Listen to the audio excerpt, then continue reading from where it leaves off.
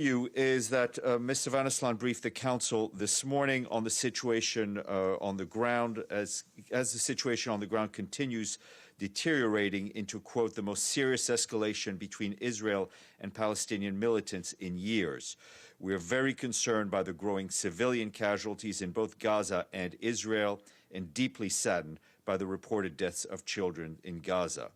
The Secretary General and Mr. Van Aslaan have both reiterated that Hamas and other militant groups' indiscriminate launching of rockets and mortars from highly populated civilian neighborhoods towards civilian population center violates international humanitarian law and is unacceptable and has to stop immediately. While recognizing Israel's legitimate security concerns, Mr. Van Aslaan also reiterated that Israeli authorities must also abide by their responsibilities under international law, and that Israeli security forces should exercise maximum restraint, calibrate their use of force to spare civilians and civilian objects in the conduct of military operations.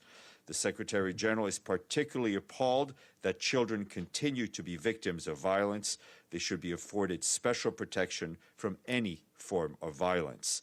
He and his envoy have called on the international community to take action to enable the parties to step back from the brink and return to the previous understandings that have maintained a relative calm in Gaza and avoid a descent into chaos with the massive casualties and immense damage to civilian infrastructure that would result. Our humanitarian colleagues say that the current risk of escalation will likely worsen the humanitarian situation, especially in Gaza, where the health sector has been struggling to provide basic services for years and has been burdened further by COVID-19.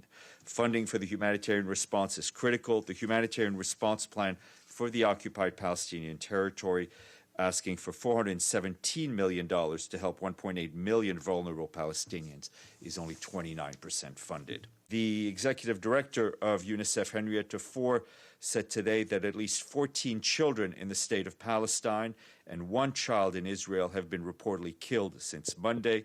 She noted that another 95 children in Gaza and the West Bank, including East Jerusalem, and 3 children in Israel have reportedly been injured in the past 5 days. Ms. Fore said the situation is at a dangerous tipping point, with the level of violence and its impact on children being devastating. In any war, she said, children, all children, suffer first and the most. Ms. Fore called on all sides to end violence and de-escalate tensions, urging them to protect all civilians, especially children.